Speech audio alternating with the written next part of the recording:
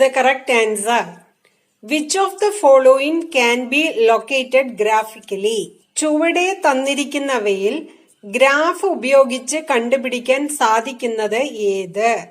നോക്കൂ, മാധ്യം, harmonic mean, mode, geometric mean. ഇവയിൽ ഏതാണ് ഗ്രാഫ് ഉപയോഗിച്ച് കാൽക്കുലേറ്റ് ചെയ്യുക? Mode. So option C is the answer. The next one, calculate the geometric mean of 20, 25, 50 and 60. 20, 25, 50, 60 എന്നീ വിലകളുടെ geometric mean കണ്ടുപിടിക്കുക.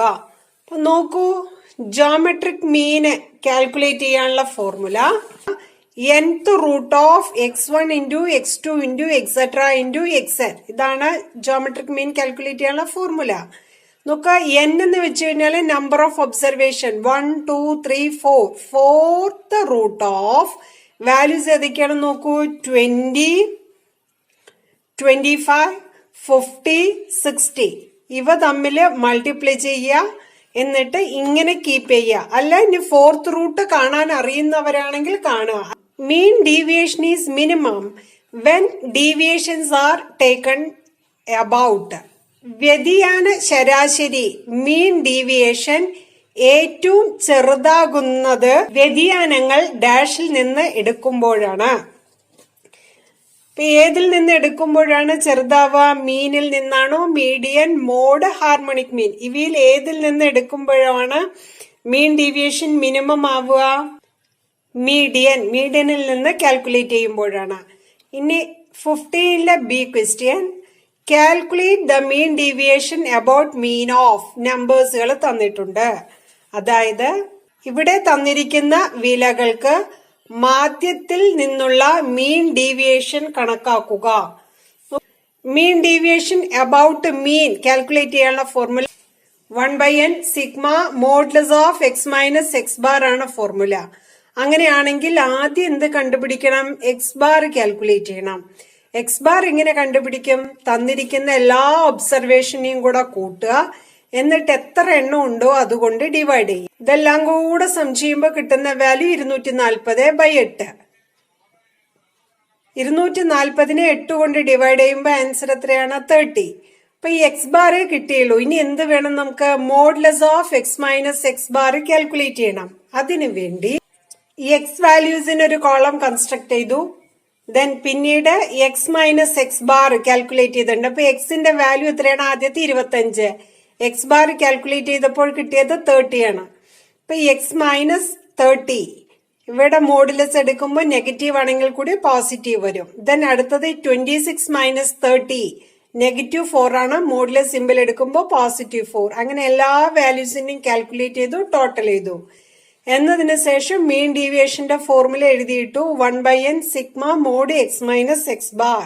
Sigma mod x minus x bar, ഈ കോളത്തിന്റെ sum കിട്ടിയിരിക്കുന്നത് 28 divided by എത്ര ഒബ്സർവേഷൻ? 8 ഒബ്സർവേഷൻ. 28നെ 8 കൊണ്ട് ഡിവൈഡ് ചെയ്യുമ്പോൾ 3.5 ആണ് answer. The frequency distribution of weight of 60 students of a class in a school is given below. Draw a frequency curve.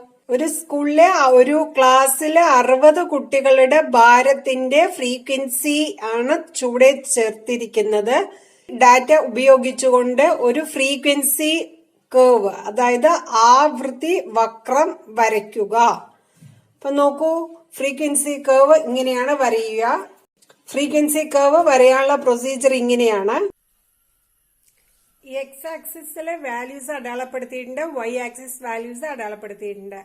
ഇനി നോക്കൂ, വെയിറ്റ് 30 to 35 kg ആവുമ്പോൾ നമ്പർ ഓഫ് സ്റ്റുഡൻസ് 3 എന്നാണ് frequency തന്നിരിക്കുന്നത്. അപ്പൊ 30 to 35ന്റെ മിഡ് വാല്യൂ എടുത്തു, അതിൽ നിന്ന് 3 നോക്കൂ. വൈ ആക്സിസിൽ 3 എവിടെയാണെന്ന് പറഞ്ഞാൽ അതിന് നേരെയാണ് ഈ മാർക്ക് ചെയ്തിരിക്കുന്നത്. അടുത്തത് 35 to 40 ഇവയുടെ മിഡ് വാല്യൂ കാൽക്കുലേറ്റ് ചെയ്തു. എന്നതിന് ശേഷം ഫ്രീക്വൻസി 5 നോക്കൂ, 4ന്റെയും 6ന്റെയും മിഡിലായിട്ട് 5. ദെൻ 40 to 45 ഇവയുടെ മിഡ് വാല്യൂ നോക്കി. എന്നതിന് ശേഷം ഫ്രീക്വൻസി നമ്പർ ഓഫ് സ്റ്റുഡൻസ് 12 ആണ്. അപ്പൊ 12ന് നേരെയാണ് ഈ മാർക്ക് ചെയ്തിരിക്കുന്നത്. ദെൻ 45 to 50 ഇവയുടെ മിഡ് കണ്ടുപിടിച്ചു. അന്നതിന് ശേഷം ഫ്രീക്വൻസി 18. അങ്ങനെ ബാക്കിയുള്ള വാല്യൂസും മാർക്ക് ചെയ്ത് വെച്ചു. എന്നതിന് ശേഷം നോക്കൂ, ഈ point, first point this one ആണ്. ഇതിൽ നിന്ന് എക്സ് ആക്സിസിലെ തൊട്ടടുത്ത പോയിന്റ് എങ്ങനെയാണോ ഫ്ലെക്സിബിൾ ആയി തോന്നുന്നത് ആ രീതിയിൽ തൊട്ടടുത്ത പോയിന്റിൽ കൊണ്ടുവരിക. ദെൻ കേർവ് ആണ് വരയുന്നത്. ഫ്രീക്വൻസി കേർവ് വരയാൻ പറഞ്ഞാല് സ്കെയില് യൂസ് ചെയ്യാതെ വേണം ഈ പോയിന്റുകളെ ജോയിൻ ചെയ്യിപ്പിക്കാൻ.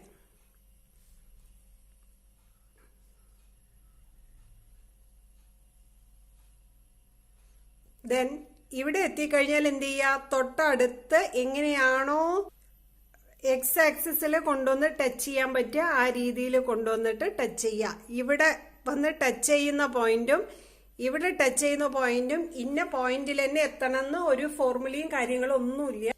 എക്സ് ആക്സിസിൽ ഏതെങ്കിലും ഒരു പോയിന്റിൽ നിങ്ങൾ ടച്ച് ചെയ്ത് വെക്കുക. Okay, choose the correct answer. Probability of getting exactly one head when a coin is tossed twice is. ഒരു നാണയം 2 തവണ കറക്കിയാൽ തലകളുടെ എണ്ണം കൃത്യം 1 വരാനുള്ള സംഭാവ്യത, അതായത് പ്രോബബിലിറ്റി ഡാഷ് ആണ്.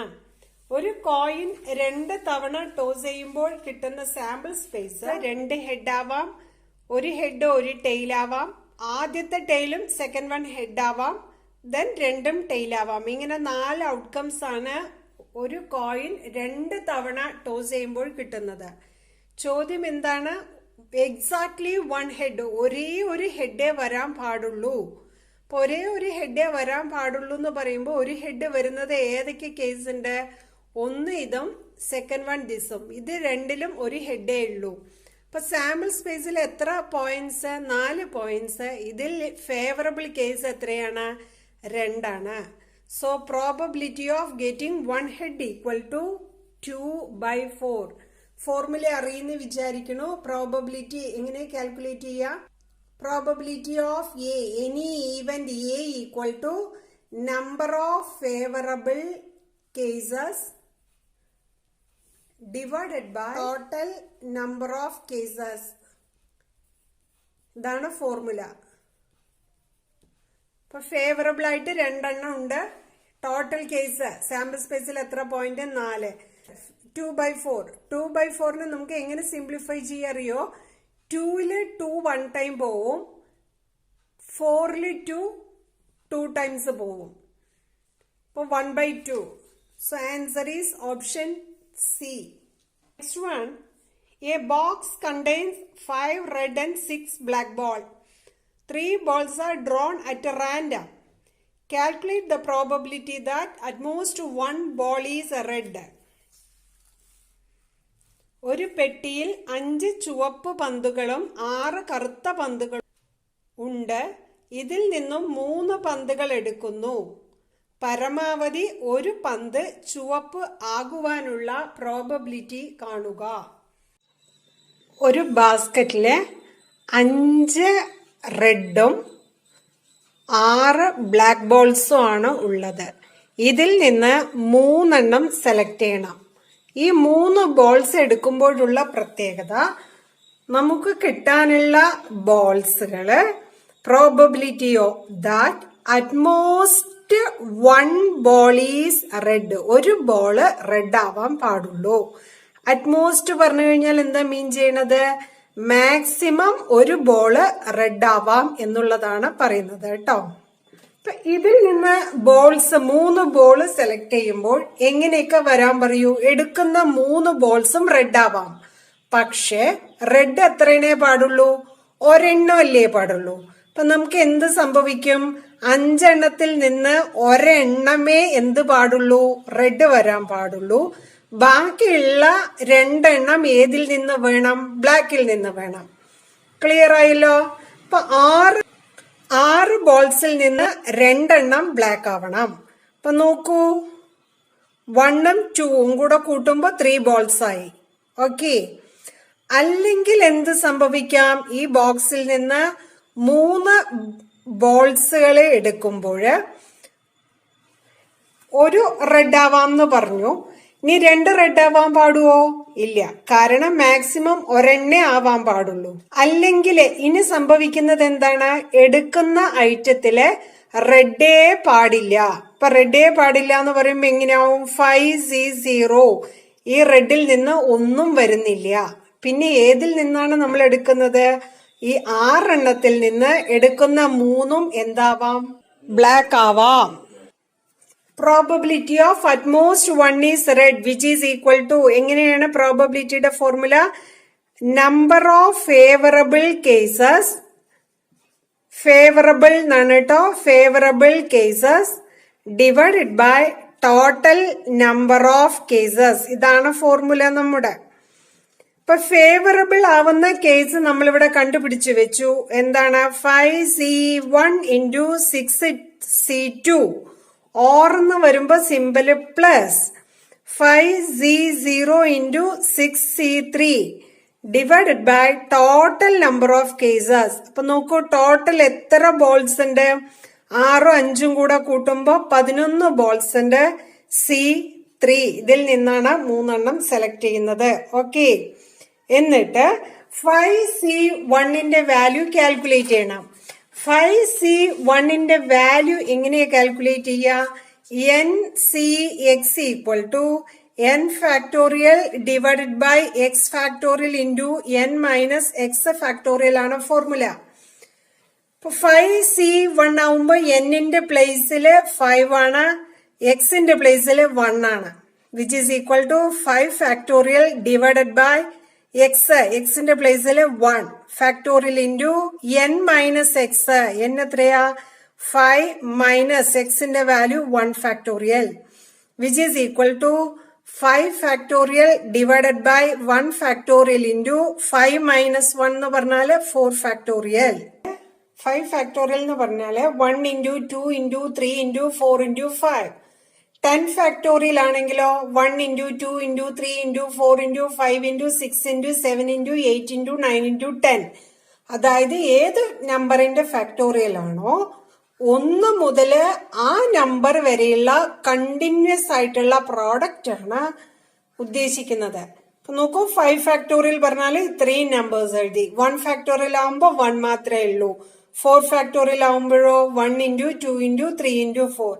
ഇനി നോക്കൂ, ന്യൂമറേറ്ററിലും ഡിനോമിനേറ്ററിലും 2 ഭാഗത്തും 1 ഇൻറ്റു 2 ഇൻറ്റു 3 ഇൻറ്റു 4 ഉണ്ട്. കട്ട് ചെയ്തു, ബാക്കി പിന്നെ എന്തേ ഉള്ളൂ?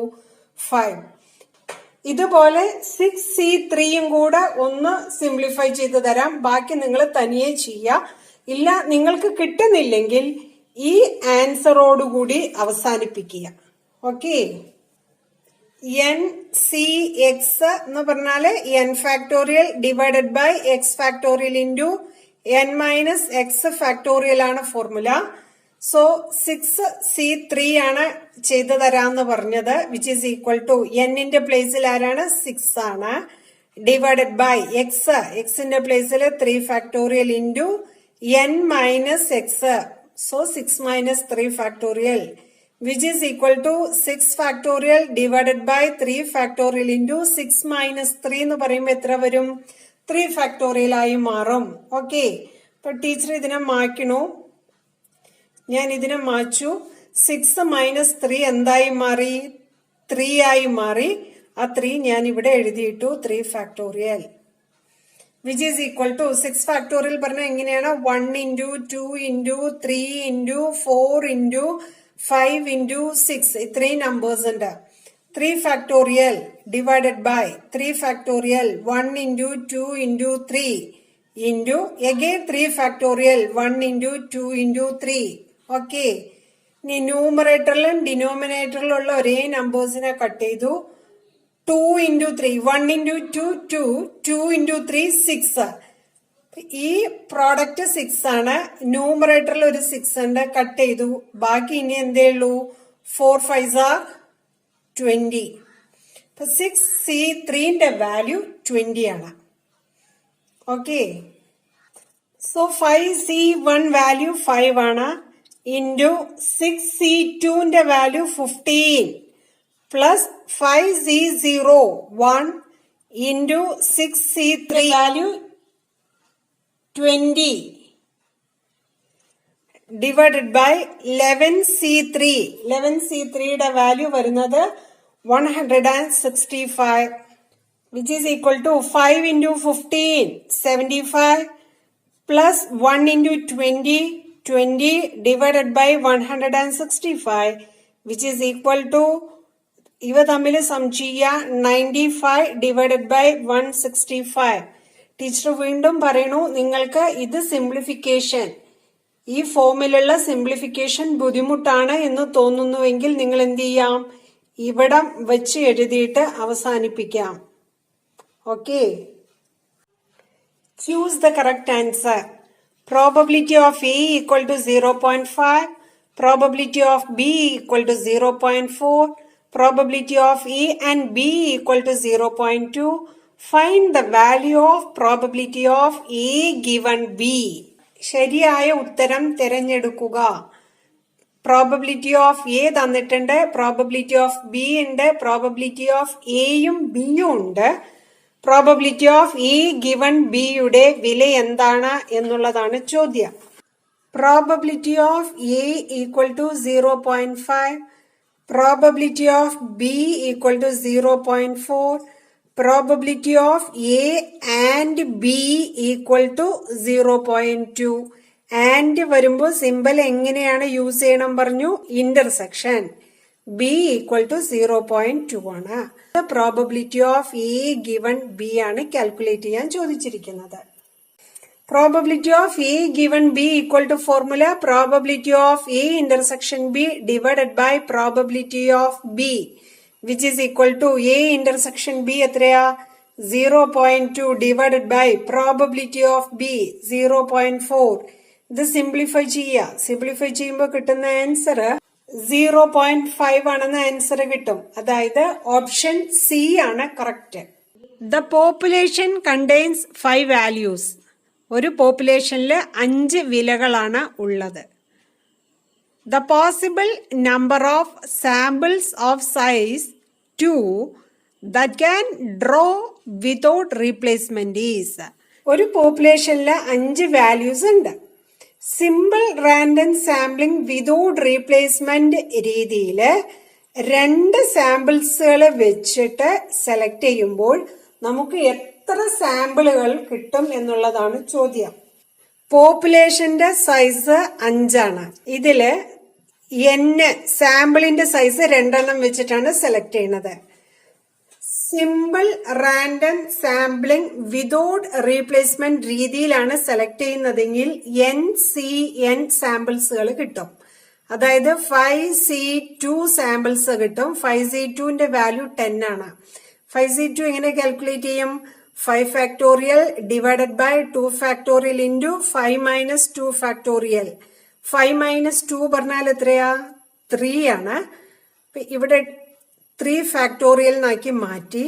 ഇനി എന്ത് ചെയ്യുക? 5 ഫാക്ടോറിയൽ പറഞ്ഞാൽ 1 into 2 into 3 into 4 into 5 divided by 2 factorial 1 into 2 into 3 factorial 1 into 2 into 3.